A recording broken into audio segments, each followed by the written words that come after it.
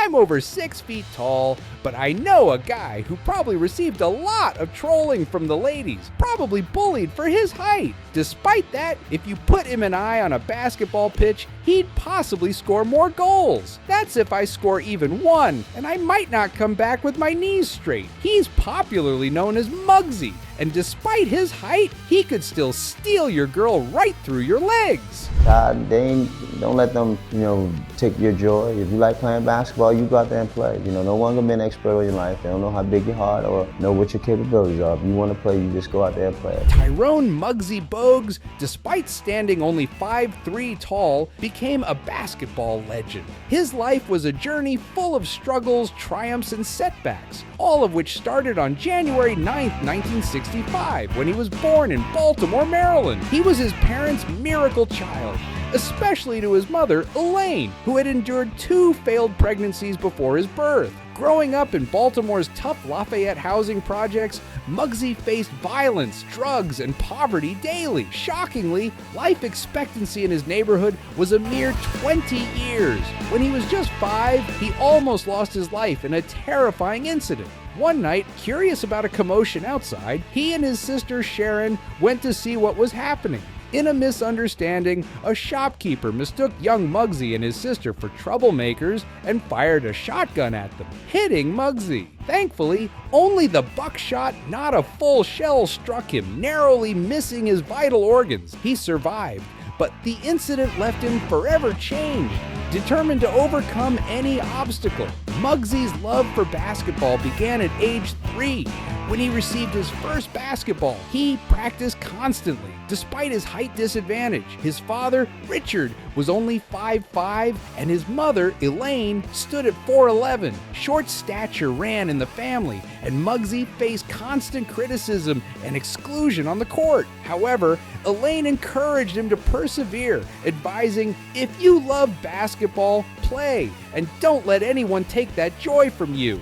Her words became his guiding light. His near-death experience deeply shaped Muggsy's perspective on life. Instead of feeling limited by his height, he found strength in his resilience. Others might have doubted him, but Muggsy's belief grew stronger. His tenacity on the court led people to say, "This guy's mugging you." Eventually, he earned the nickname Muggsy, inspired by his aggressive style of play and a TV show character known for being small but tough. After I got shot, I remember going back down there and hearing those same criticisms about myself, but they didn't have the same impact. So I think that has something to do with it, what I thought and what I believe. While basketball offered Muggsy an escape, Baltimore's inner-city violence continued to affect him. His father, Richard, once a dock worker, lost his job and turned to crime to support the family. When Muggsy was 12, Richard was arrested and imprisoned for robbery. Despite this, Muggsy understood his father's actions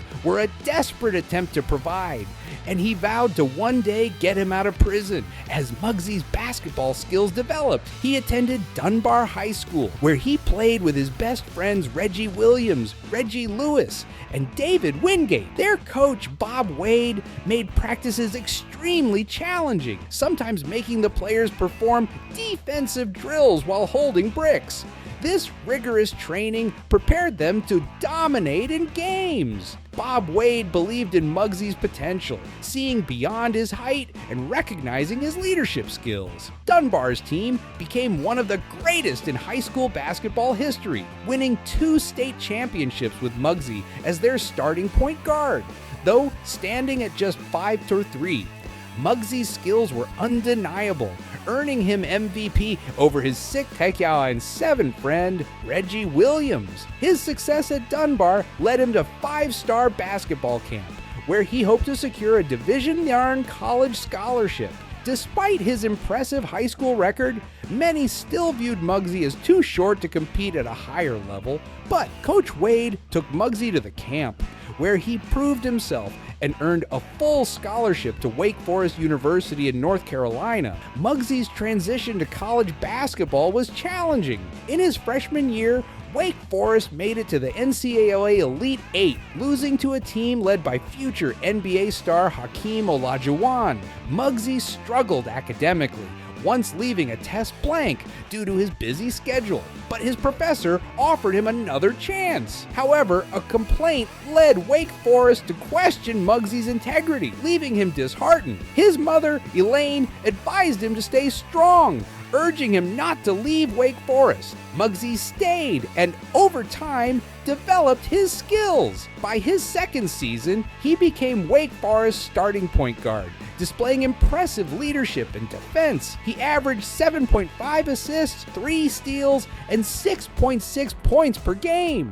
Though the team struggled, Muggsy's talent shone, and his skills caught the attention of the U.S. national team, which invited him to try out for the FIBA World Cup team. At the training camp, Muggsy competed fiercely and earned a spot on the team, joining future stars like David Robinson and Steve Kerr. In Spain, the U.S. team faced off against Yugoslavia, and Muggsy was tasked with guarding their top scorer, Dragan Petrovic. Muggsy held Petrovic to 12 points, showcasing his elite defense. The U.S. went on to win the gold, with Muggsy making a lasting impression on scouts. Back at Wake Forest, Muggsy's performance improved further. He averaged 14 points, 8.1 assists, and 3 steals per game in his final college season. However, Wake Forest's team continued to struggle, and they were eliminated by North Carolina State in the ACC tournament. Even so, Muggsy had made his mark, leading his conference in assists and steals. In 1987, Muggsy entered the NBA draft.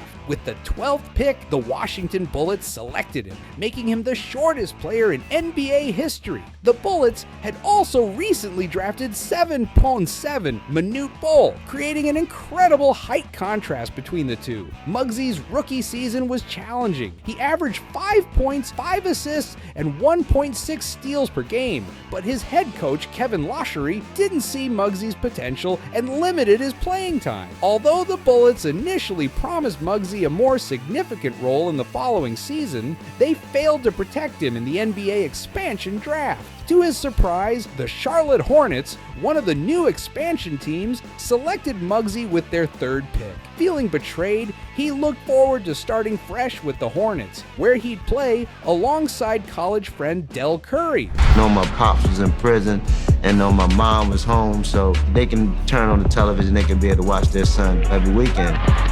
Wake became the place for me, and I'm so grateful that I chose it because it turned my whole world around. Unfortunately, Muggsy's struggle for respect continued. The Hornets' first coach, Dick Harder, had a 5-year plan to reach the playoffs, but Muggsy was often sidelined. His journey was still filled with setbacks, but he never gave up. Through it all, Muggsy Bogues defied the odds, showing the world that size doesn't determine skill or heart. His resilience, drive, and unbreakable spirit made him a basketball legend. His story remains a testament to the power of self-belief, hard work, and perseverance, inspiring countless fans and players to pursue their dreams, no matter the obstacles. Charlotte's fans were so excited for the new NBA season that tickets were sold out before the games even began. For the Hornets' very first game against the Cleveland Cavaliers, fans dressed up, arriving in elegant dresses and suits. Muggsy Bogues and his 11 teammates were ready to prove that they were more than just an expansion team. However, the Hornets lost by a massive 40 points. Despite the loss, the fans stayed,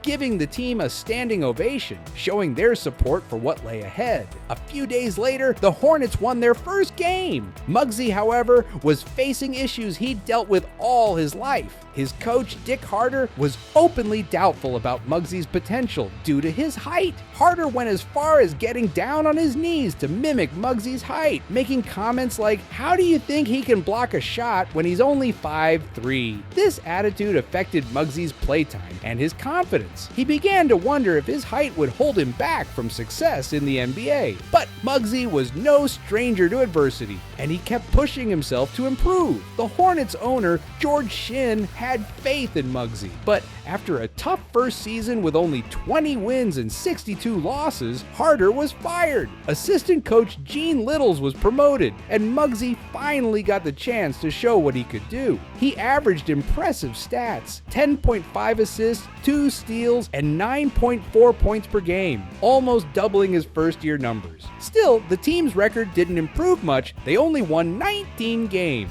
Starting for so long and knowing the situation that I was coming into, that I wasn't going to be a starter, but still, you have that competitive nature. During the 1990 offseason, things started to change. The Hornets hired a new general manager, Alan Bristow, a fan of fast-paced, high-scoring teams. Bristow believed in Muggsy's abilities, which boosted Muggsy's morale. However, Coach Littles had a different perspective, constantly switching lineups, causing Muggsy to play inconsistently. He started only 46 games that season, and though the Hornets slightly improved, finishing with 26 wins, they were still far from playoff contention. In the 1991 NBA Draft, the Hornets selected Larry Johnson as the first pick, a move that changed Muggsy's career for the better. Shortly after, Bristow was appointed head coach, and he encouraged Muggsy to lead an upbeat offense. Muggsy was also growing closer with his teammate Del Curry. Living in the same building, their children would often play together, forming a bond.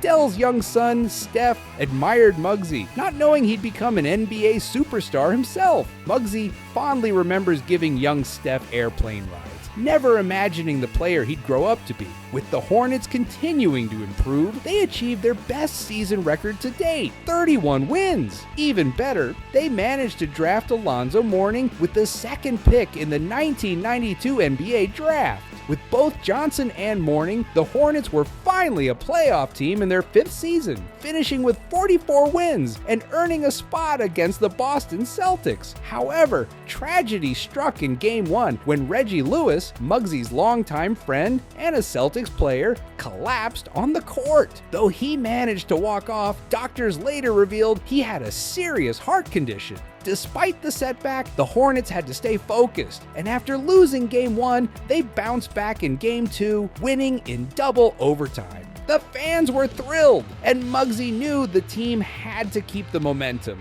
They won Game 3, leading to a decisive Game 4, where the Celtics tried to force a Game 5, but failed, sending the Hornets to the Eastern Conference semifinals. They faced off against the New York Knicks, led by Patrick Ewing. The series was intense, and the Hornets lost in Game 5, ending their playoff run. As far as on the offensive end, I just had that ability to get by people, having an invite to go and represent your country, and 50 players all up in Colorado fighting for 14 spots. It was a challenge that I was looking forward to. After the season ended, another tragedy hit. Reggie Lewis passed away due to his heart condition, and just a week later, Muggsy's father, Richard, also died. Using basketball as an escape, Muggsy had one of his best seasons in 1994-1995, averaging a double-double with 10.8 points and 10.1 assists per game. Unfortunately, the Hornets narrowly missed the playoffs. The following season, though, they bounced back, winning 50 games. Hopes were high until Michael Jordan returned from retirement. Facing Jordan and the Bulls in the playoffs, the Hornets were eliminated in Game 4. The 1995-1996 season took a turn for Muggsy as he suffered a severe knee injury. The team doctor advised him to retire, and fans speculated the same. The Hornets struggled without him, missing the playoffs. Bob Bass was hired as the new general manager, and Bristow stepped down as head coach, replaced by Dave Cowens. After recovering, Muggsy played 65 games in the 1996-1997 season, helping the Hornets set a franchise record with 54 wins. However, they lost to the Knicks in the playoffs. Cowens didn't believe in Muggsy and suggested he retire. Tensions grew during the preseason as Cowens kept Muggsy out of practice. In a preseason game against the Knicks, fans started chanting, "We want Muggsy," when he wasn't put on the court. This moment pushed Cowens to trade Muggsy to the Golden State Warriors, ending Muggsy's time with the Hornets. Though devastated, he remained the franchise leader in assists and steals, a record he holds to this day. Golden State's teammates' environment was challenging. The Warriors faced a scandal when All-Star Latrell Sprewell attacked coach PJ Carlesimo, making it difficult for Muggsy to feel like part of the team. During the 1999 offseason, he signed with the Toronto Raptors, joining his friend Del Curry. The Raptors, with young stars Tracy McGrady and Vince Carter, valued Muggsy's veteran presence. His leadership made a huge difference, and he even signed a 4-year extension, planning to end his career on a high note by mentoring younger players. Sadly, Muggsy's mother fell ill with cancer. Deeply affected, he decided to retire, putting family above everything else. Reflecting on his decision, he explained that his mother meant everything to him, and with her gone, he felt his time on the court was over. Muggsy's career may not have ended with a championship, but his impact and legacy were undeniable. Hornets teammate Rex Chapman described Muggsy as a 5'3" Jason Kidd, pointing out his unmatched speed and skill. My whole thing was making a team, trying to outdo the guy that I have to go against. My size out there playing with these type of players, and we're fortunate enough to beat USSR and